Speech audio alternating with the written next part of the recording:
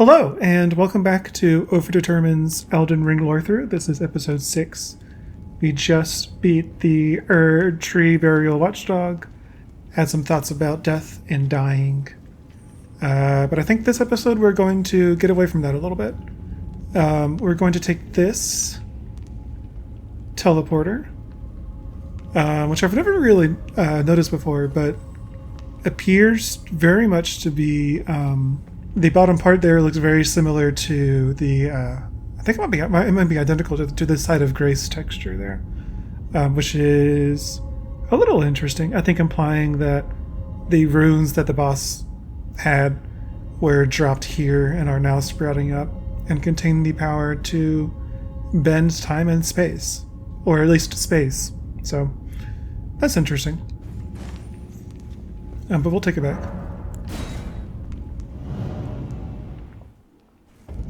And we're back at the beginning of the catacombs.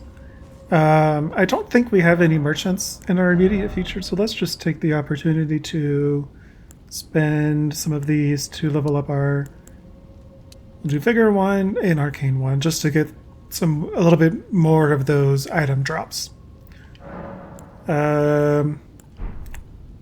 Yes. I probably should have done 2 levels of Vigor there, but, you know. Just don't get hit, everyone says. Ooh, that's pretty. So I can take this off because this is where we have already been. I figure we will come down this way, end up here, and then see where the day takes us. I talked about last episode. These guys definitely are digging for something. And I think it is a reasonable conclusion to think that they are digging for the roots, given how close we are to the catacombs themselves. And something I meant to talk about last episode and completely forgot, let's get up here, is this statue right up here. It's not... the purpose of it is to show you that there's a catacomb nearby, because they often are quite hidden. But because we've already beaten the catacomb, it's not going to trigger for us. But the next time we do, I think we'll take a closer look at this dude. This snake-like man. But let's go talk to Kali, I guess. Hey there, Kali. Ah, it's you again. Always a pleasure. I'll take a look. Nothing. Oh, I guess that we can buy... I guess we can buy these, just because we're doing it. Goodbye. What are they saying? A flask of wondrous physics still remains in the Third Church of America, north of the Mistwood. Cross the highway bridge and follow the animal trail north. Someone lurks among the Waypoint ruins on the roads through Limgrave. Waypoint ruins. That's this one, I think. But I don't think we will meet that person soon. Unless we do. Unless we do. Give me a moment to think. You know, since we just got the note, I think it makes sense. I think it makes sense to go up through here. Go visit the Waypoint Ruin. I've just had a realization, actually. There is a boss enemy that spawns here during the night that I do not want to fight yet. Truly just for the flow of the series. Ooh. Now that's kind of spooky. I do love the fog. Let's go read this sword. I can't remember if we have... I don't think we have during this series yet. If I can get out there. So we have a very ritualistic monument, I guess, is the word I want. This has a real life inspiration that I will choose not to look up and instead make a note to talk about during the back half of the video. I don't think there's a lot of thematic substance in the real world parallel. There might be. It's worth thinking about. Rather than interrupt myself at the end of the video, I'll interject here to briefly describe the real world inspiration. This is a very photogenic sculpture in Norway called the Svared I Fjell. Apologies for my Norwegian. It was constructed in 1983 to commemorate a battle over 1,000 years earlier in 872, during which King Harald Fairhair battled and defeated two lesser forces, uniting Norway under one banner. I think it is a safe assumption that Elden Ring used this monument as inspiration. And I think this is a part of Elden Ring that it's best to not think too much about. The swords commemorate a battle, but in this case, rather than propagate a founding national myth or legend, the commemorative swords humiliate someone called Godric the Golden. The sword monuments must be post-shattering, meaning after Marika's disappearance and during a power vacuum described in the opening cinematic, so there's not a ruling empire propping these up everywhere. Instead, I imagine there's a tradition in the lands between that victors erect these monuments after a battle. That doesn't quite explain all the later sword monuments we will find, though, so like I said, I don't think these are 100% diegetic to the world and are mostly a fun mechanic to drop tidbits about the world to the player. Alright, back to the episode. We'll read it. Godric the Golden humiliated, having tasted defeat by the blade of Mikola, now on his knees, begging for mercy. So there's someone named Godric the Golden who was humiliated and on his knees begging for mercy. Actually, thinking through it a bit, let's go farm these guys for their armor.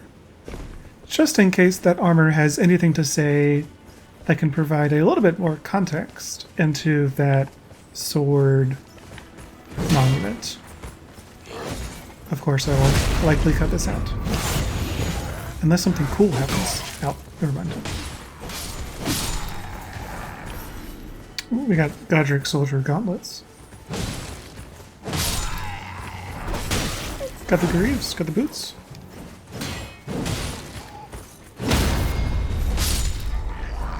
Ooh, Lord Sworn's shield.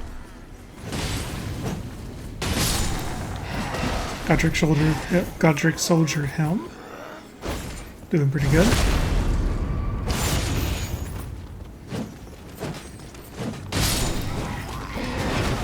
Let me read him. Ooh, and the surcoat. Okay. I think that's just about it, unless we want to go for this guy's stuff, which I'm not sure I do. He'll do it to you. My noble's going on strong, though. Okay, I think that's everything over here. So let's just go back to this grace. Alright, what can we learn about Godric? This mewling babe. Actually, let's go back over here. Godric the Golden, humiliated, having tasted defeat by the blade of Mikola, now on his knees, begging for mercy. It looks like we got quite a bit of stuff to read about him. Armor worn by soldiers loyal to Godric the Grafted.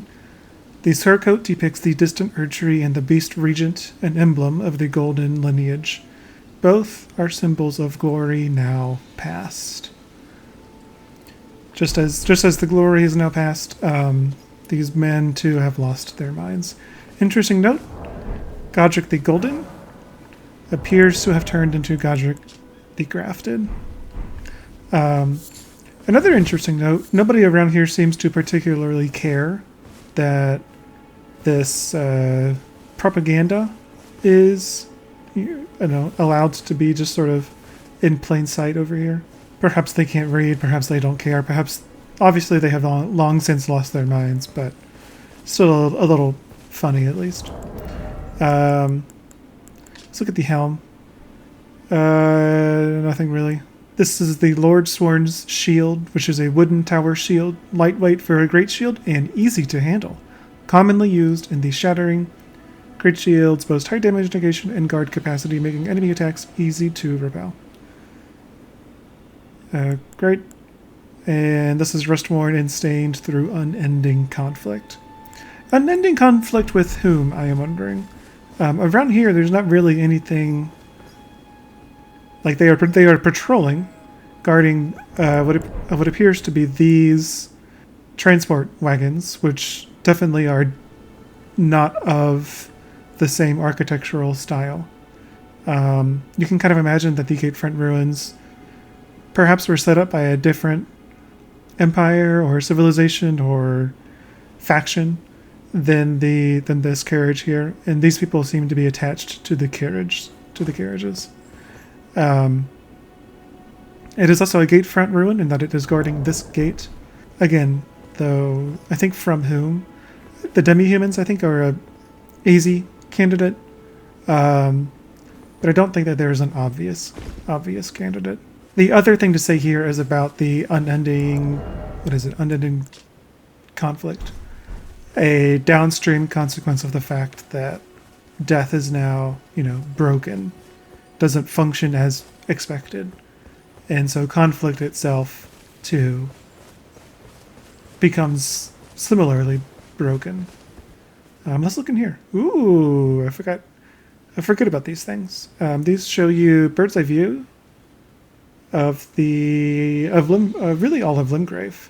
We can see a castle down there in the south, a tower, a bridge, kind of you can make out, another castle or a keep, this Erdtree or minor Erdtree, a couple more, a mausoleum.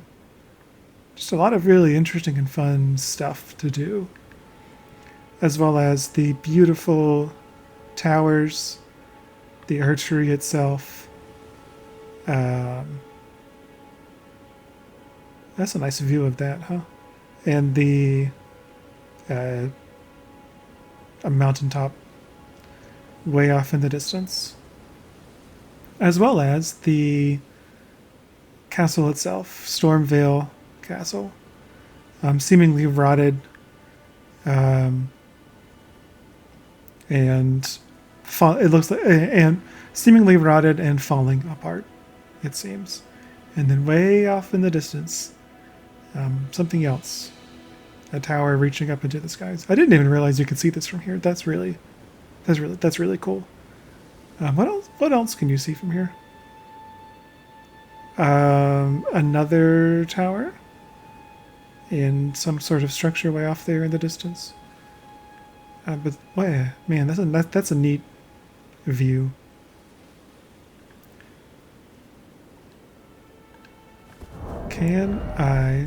Where is the HUD? Now we're talking. Let's get a little bit better of a view here. A very screenshot-worthy view, I think.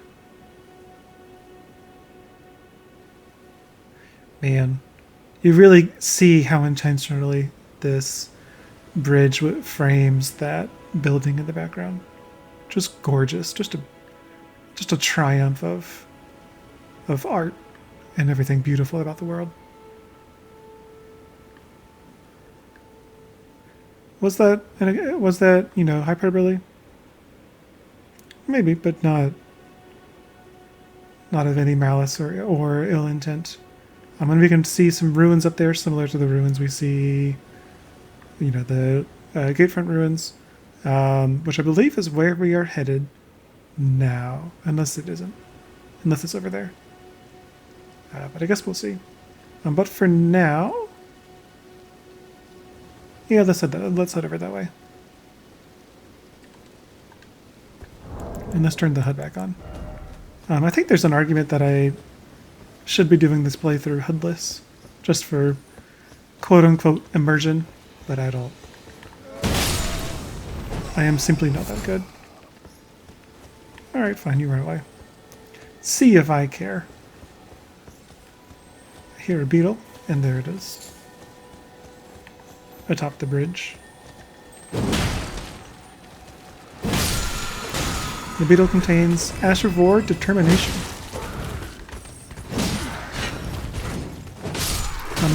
This is our first time running into these foot soldier guys. Eat mace. And they dropped a dagger, which we'll take a look at just in case and move a little bit away from this guy. Though modest in reach and capacity for harm, this weapon is light enough to jab in rapid succession and delivers devastating critical hits. The Ash of War Determination is a knightly skill, where you hold the flat of the armor to your face and pledge your resolve, powering up your next attack. Out of curiosity, what does the... Curiosity killed me, it seems. Alright. We both have horses. And mine's better. Ooh, this is gonna take a while, huh?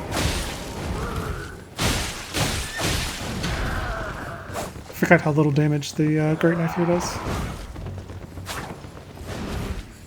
And how little range it has. Oop, sorry, horsey.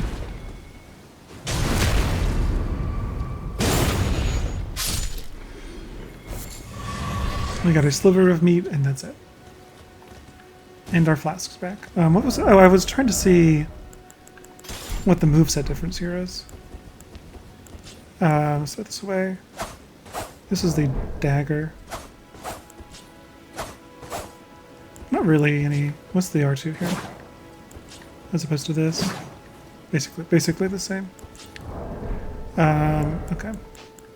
Just because it makes sense for our little character here to be wielding a dagger, but there must be some moveset difference buried. Like maybe the second R2 charge R2 is different, but oop. Little fisticuffs there. God, what a view, huh? Okay. Down over there, we can see one of the trolls that we encountered earlier. Now in, what appears to be slavery, to the owners and keepers of these carts here, fully uninterested in us. We know their heads bear old wounds, and as we get close, we can kind of see that. See a deep scar, or maybe not. Kind of hard to tell, huh? Kind of hard to tell what the difference is between how ugly they are and where the wound is. But the elephant in the troll is this stake directly through what looks like maybe a gravestone or a tablet embedded in a gaping ribcage. A motif that From just loves to do over and over again, for good reason. I think it's a pretty compelling idea. I think there is death in my immediate future for killing these guys. Let's see if I'm right. It would be funny. So that's all that's important. Nope. Nope. That'll do it. And that'll do you. And now there's lots of people, and they can just, officially say yes. Ooh, and he dropped a brass shield. We can officially say yes. The Godric contingent is, he's got Buck's hat, I think, in charge of these things. Of which there is a chest, so gotta see what that has.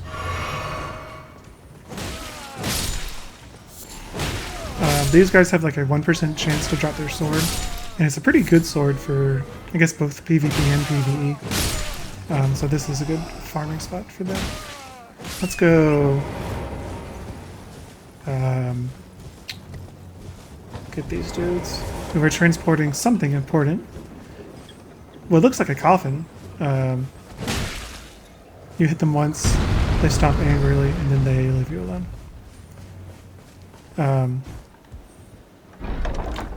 A coffin with some sort of burial gift, I suppose. It does make you wonder whose coffin this is and why they're transporting it. Look at that.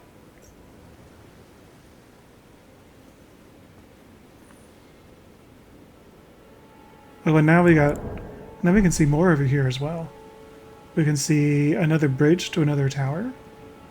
We can see something there way off in the distance.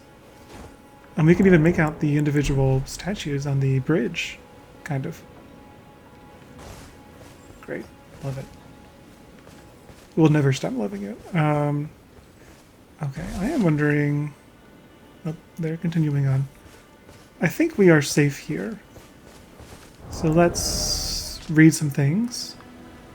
Great axe akin to a huge lump of iron, recognized as the weapon of choice of Badland chieftains. Too heavy to be wielded by those of merely ordinary strength, blows from this axe will flatten enemies, and the force of its charged attack is a sight to behold. Needs 30 strength, we have 10. Probably will never wield this. Brass shield. On the larger side, this face has been covered with brass, with a snake in the middle, it seems. Some sort of godly snake if it's being designed onto a shield. Interesting. And a sliver of meat. Nothing really here. The dried meat toughens the constitution. Alright, what you got for me? Nothing at all. Okay. So here are the ruins. The placement here of these giant gravestones, along with this fallen ruin, suggests to me that these come from the same civilization that we were talking about maybe 4 episodes ago. So, suggesting that whatever civilization this had a strong relationship or deep thoughts, I guess, about death.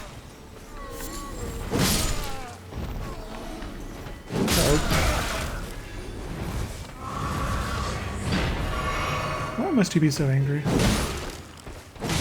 This guy's got so much health, too. Ooh, he dropped this garb. Does that have anything interesting to say? High-quality garb adorned with fine golden embroidery. Travel attire worn by nobles in the capital. Terribly faded and tattered. Abandoning their birthplace after the shattering, these undead wanderers are the pitiful product of unending life. Basically confirming what we've been saying about death being a broken thing in the lands between. Smoldering butterfly. You're dead. You're dead. You are helpless and dead. Okay. Let's head up here before we forget. I see a flower there waiting for us. Waypoint Ruins. Which is what the note warned us about. So there's someone hiding in these ruins. And some flowers.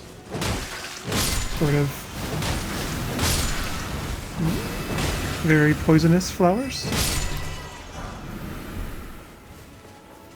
Sneaking on in.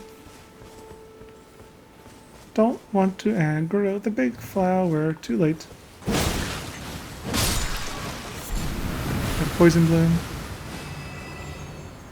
And we'll wait for this poison stuff to go away. We may just be poisoned. Ooh, this attack.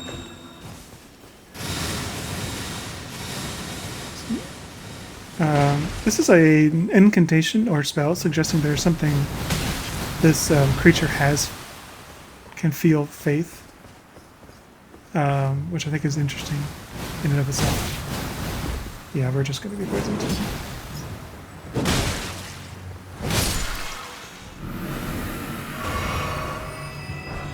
We got immunizing cured meat. We got a golden rune. We're getting all sorts of things. Meat and some flowers. And just because it is the first playthrough, we will kill the main flower here, which I suspect I will just need to cut. I believe one of these is a boss somewhere. The design is super interesting, I think. But another day. Dropped Miranda powder. I wish I knew where the grace was around here, because I got lots of cool stuff to read, and I am dying of poison. So each of these ruins has a way down, has a like hidden down area. That one is right there. Let's just see if there's anything else here that we can loot.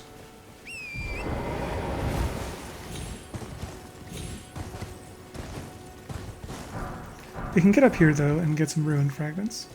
Ooh, and see a gorgeous sunset right there.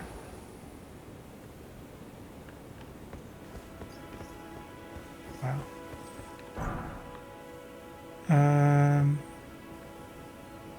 Aha. I fear. Oh, I'm about to die anyways.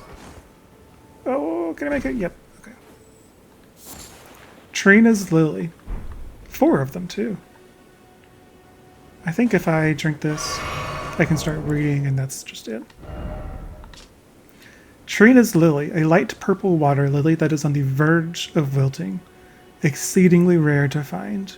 A symbol of faith in St. Trina. Dulls the senses, preventing agitation. So we've got now... Let me be sure I'm not writing over myself here. We've got the gray violet, which is a flower that blooms in death, as death. We got the arterial leaf, which is blooming with actual blood. We have Trina's lily on the verge of wilting, sort of a numbness plant. So this is a world in which it's a trite observation, but this is a world in which plants are made from the like figurative environment that's around them. Speaking of, pollen from a man-eating Miranda flower, material used for crafting items. Throughout history, perfumers have prized this extremely fragrant form of Miranda pollen, not yet scattered into the air. So the flower that we just saw was man-eating, so that's cool. It didn't eat us, which is nice. It didn't have any like man-eating attacks, which is interesting. Poison bloom, flower that grows in toxic terrain, dripping with a deep green poisonous liquid. Again, plants growing out of the environment and reflecting that environment. Immunizing cured meat, cured strip of meat dried out after pickling in a green medicinal solution, as opposed to the gold medicinal solutions that the gold pickled fowl foot is pickled in. Boosts immunity, which mitigates the buildup of poisons and rot. Okay. We've got 7,400 runes. Let's go lose them. Or maybe not. Maybe let's go find a grace. Do I want to just die here? Here's what'll happen. I'm gonna go replenish my flasks and then meet you back in front of that boss. And on the way back, just as I am on my way back here, I think we can explore up here a little bit as well. There may be nothing, and in fact there is nothing. We can see some flowers. Great. And I do believe. Oh, great. We get this dude. We get one of these dudes again. With those same mushrooms sprouting up around him. But this time, this man is one of those, I think, commoners? No, aristocrats. That we saw earlier with the fun little hat. O sapling, sweet sapling of glorious gold, has your crystal teardrop ripened? There's an odd theme that we'll see later in the game, and sort of, I guess, throughout the game, of a side effect, I suppose, of undeath is that a lot of people are just waiting for something to happen. This man here has died waiting for the crystal teardrop to ripen from presumably this gold sapling here. So the crystal teardrops must be very important if they are willing to plant such an enormous tree and presumably care for an enormous tree. But there is also a gameplay element here where you can get teardrops by those trees. So I think that's just sort of encouraging you to go see those teardrops. And I do believe there is a spirit spring around here, which we shan't be taking, but we may in the future. Okay, I'm not here. Don't worry about me. We can hear sort of screaming inside of a mask of some kind. Just for fun, let's bring out the noble sorcerer. If I can. Mad Pumpkinhead. Uh-oh. This guy's got a flail as well.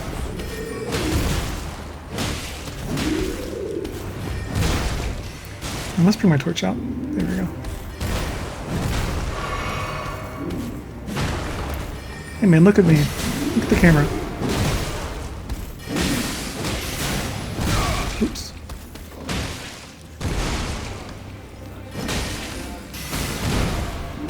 Alright. Goodbye, noble sorcerer. I hardly knew ye.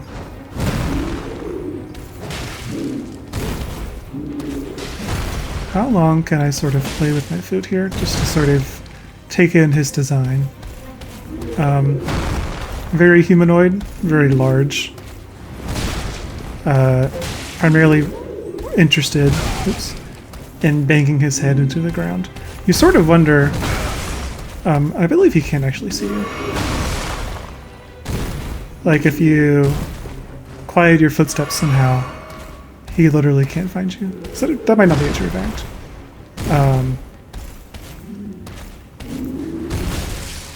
Very old.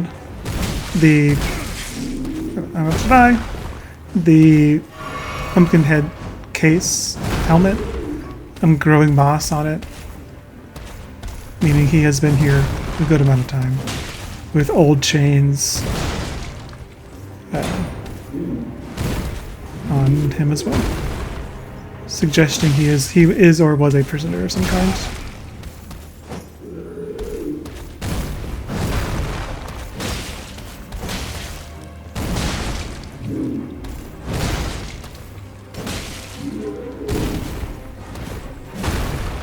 I always want to sort of bait out every single attack that we can see from them. But I think I would rather not die. So instead, I will simply kill him.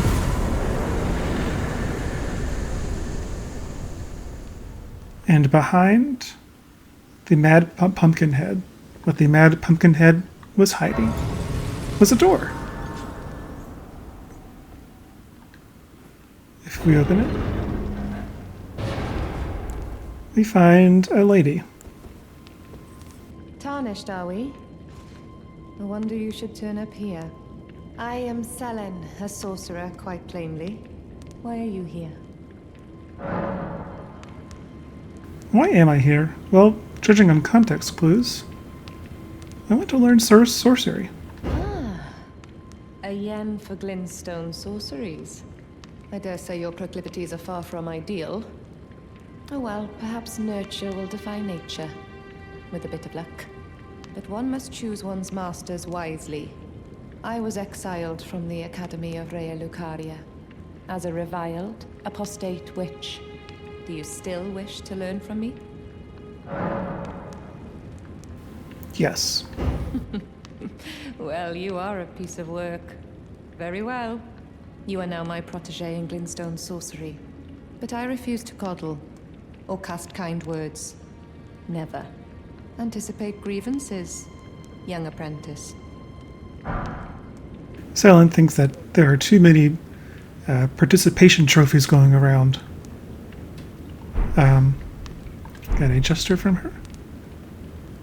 Nodding in thought.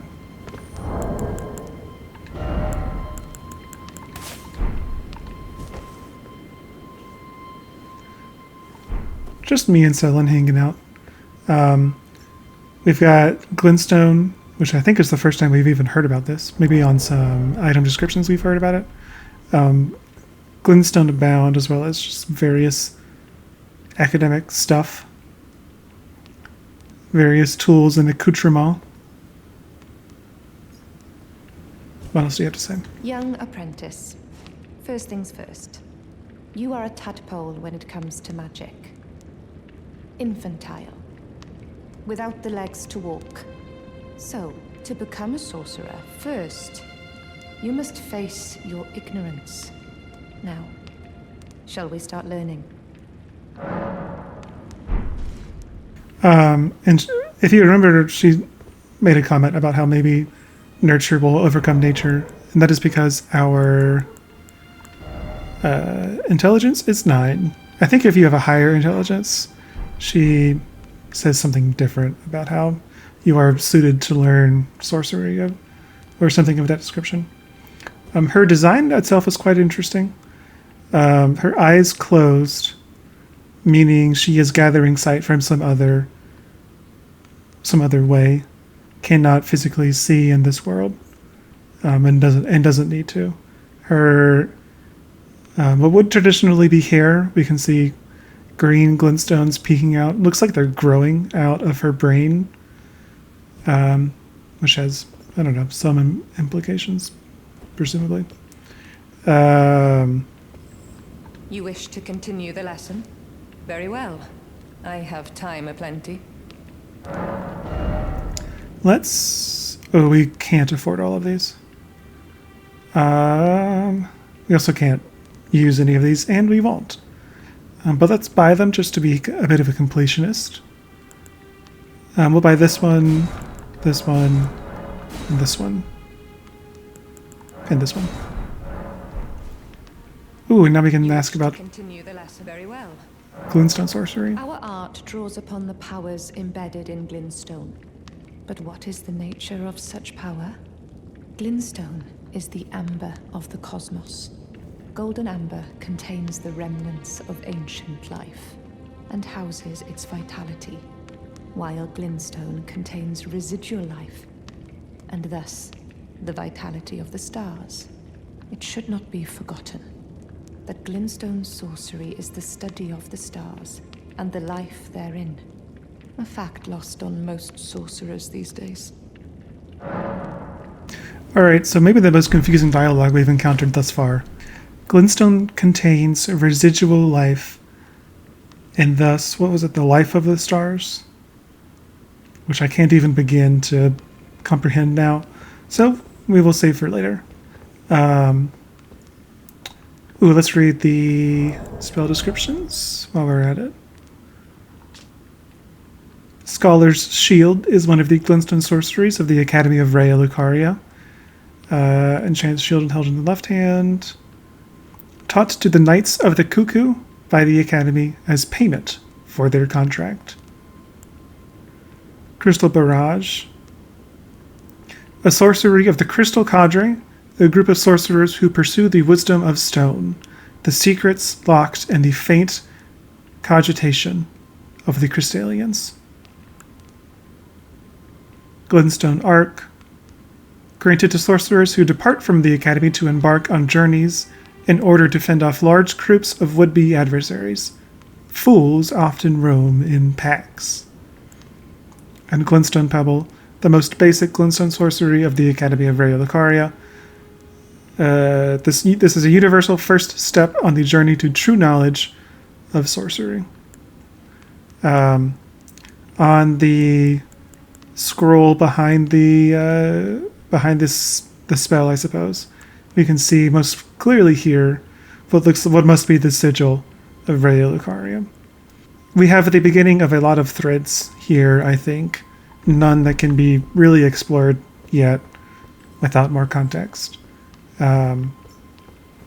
Okay, do we have enough rooms for a level up while we're here? Yes, one. Let's level up Vigor. Okay. So this has been a very lore-heavy episode thus far. So I think I'm going to end it here and consider the Mad Pumpkinhead. Take it away, future me. Everything about the Mad Pumpkinhead is right in front of you. The chains on its legs suggest it was once held captive or was a prisoner of some kind. Those chains hold what looks like a protective plank of wood over its right shin, which to me implies that it was once clad in a similar makeshift armor. Now, it barely has anything at all to cover itself with. All it has left is a tattered cape, implying that at some point in the distant past, this figure was once a kind of spectacle meant to be seen by the public. Of course, the defining feature here is the helmet. It is a gilded pumpkin topped with a pumpkin stem. That's why it's called a Mad Pumpkinhead. That pumpkin cages the creature in a claustrophobic black void. It goes without saying, this is a horrible fate. Still, from the adjective mad, we can assume that the creature within the helmet has a broken mind. Perhaps the miniature prison cell that the pumpkin helmet creates is a dampening effect that prevents the pumpkin head from going on a feral rampage. Why is the helm a pumpkin? This is odd, considering, as far as I know, this helm is the only reference to a pumpkin anywhere in Elden Ring. So why a pumpkin? I wish I could make a strong connection to folklore or some other connotative reference, but none really work. The most obvious connection is to the myth of the Headless Horseman or to the Celtic myths that spawned jack-o'-lanterns, but they don't quite fit. Those myths focus on the carving of the face into the pumpkin. There is no face here. All carved pumpkins have some kind of personality. This creature has none. It is simply reduced to its body and helmet. I started by noting that everything about the Mad Pumpkinhead is right in front of us. Ultimately, it is nothing but an inhuman blank wall, which means it is nothing at all. There is nothing remaining of its former personhood. Whatever creature that once was the Mad Pumpkinhead has been stolen from the world and replaced with a faceless helmet. That such an act was likely necessary makes it no less tragic. In stark contrast to the Mad Pumpkinhead is Sellen, whom the boss is guarding. Sellen is everything the Mad Pumpkinhead is not. She is slight, where the Pumpkinhead is a hulk. She is composed, where the Pumpkinhead is violent. And she is intelligent, where the Pumpkinhead is mindless. But Sellen, too, has her head completely encased, this time in stone. I do think we are meant to read a bit into this juxtaposition, especially considering they both have a barrier between their heads and the world. I will caveat here that what follows is just one imperfect man's reading. The Mad Pumpkinhead is direct and brutish, while Sellen is detached, but they are both isolated from the player and the world around them. The Mad Pumpkinhead presumably is not isolated by choice. Sellen is. There is always a self-imposed barrier between the player and Sellen. We never see her without her stone mask. Her patronizing attitude only reinforces this distance. Okay, bear with me for a brief aside. I promise this will have a point. René Descartes' "I think, therefore I am" is known to every college sophomore, and I think most people get the general vibe he is going for. But, just in case, I'll quickly review. Here is Descartes, in the midst of philosophical doubt, searching for some first principle which he can know to positively be true. Thus, because our senses sometimes deceive us, I wished to suppose that nothing is just as they cause us to imagine it to be.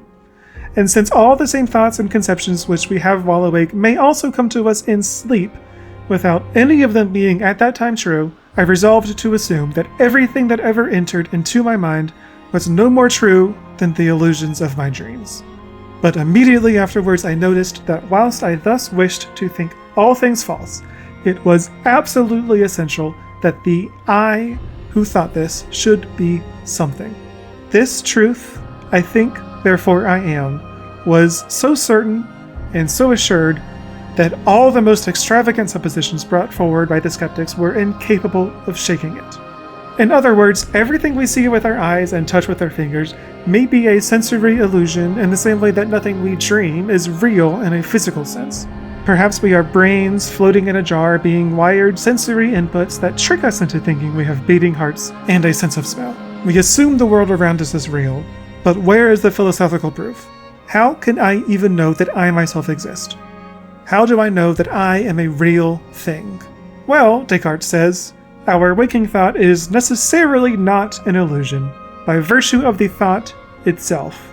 If you doubt everything in existence, you cannot doubt yourself, because something must be there doing the doubting. Even if my body is a lie, I must exist. The I, or the self, must then be something disparate from the physical body. This idea has evolved since Descartes and is now permeated in the fabric of modernity. It's somewhat common, especially I should note among male thinkers, to understand the self as something disparate from your physical body. There may exist a material world which your body is a part of, but that has no provenance on you. Our humanity, our very selves, are not to be found in what we can see or hear or touch, but instead is derived from itself. The intellectual world is an entire sphere unto itself, separate from the physical world that the rest of us provincials inhabit. I think there is an idea here that resonates in Sorceress Sellen's character design. In fact, she takes it one step further to literally block out the material world around her in favor of the intellectual world within. She blinds herself twice. First, by wearing a crown that subsumes her vision, and then by also closing the eyes on the crown that interfaces with the rest of the world. Her towering intellect is all she needs. Our character is infantile when it comes to magic. It needs to face their ignorance to become a sorcerer. In other words, magic is not to be found in the quote-unquote real world, but instead through scholarship and puzzles of the mind. To achieve true enlightenment, our character needs to disregard the outward world and only study the interior. Allow me one last dip into real-world philosophy. Philosopher Hannah Arendt takes issue with all of this. Arendt argues that we are first social and relational beings. We are nothing without a way to both perceive and be perceived. Descartes' aphorism that "I think, therefore I am" does not make sense on its own terms. Quote, Descartes' cogito me cogitare ergo sum, "I think, therefore I am," is a non sequitur for the simple reason that this res cogitans, the thinking thing, never appears at all unless its cogitationes, thoughts, are made manifest in sounding out or written down speech, which is already meant for and presupposes auditors and readers as its recipients. In other words, the thing that grants Descartes his very self is not the fact that he is able to doubt his own existence, but instead that someone else hears him doubt it. Arendt again. Seen from the perspective of the world, every creature born into it arrives well equipped to deal with the world in which being and appearing coincide. They are fit for worldly existence.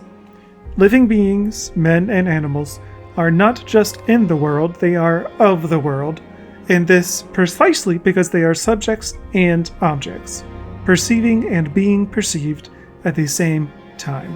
Existence is not just about observing the world and philosophizing about it as Descartes would have it. It is equally about being perceived. We are, at our core, social creatures. Our very existence is defined relationally. In a very meaningful way, we do not construct ourselves. Others construct us, or we construct ourselves for others. There is a reason solitary confinement is universally understood as an extremely harsh punishment verging on torture that ends in extreme psychological harm. If we go too long with only ourselves for company, we begin to break down.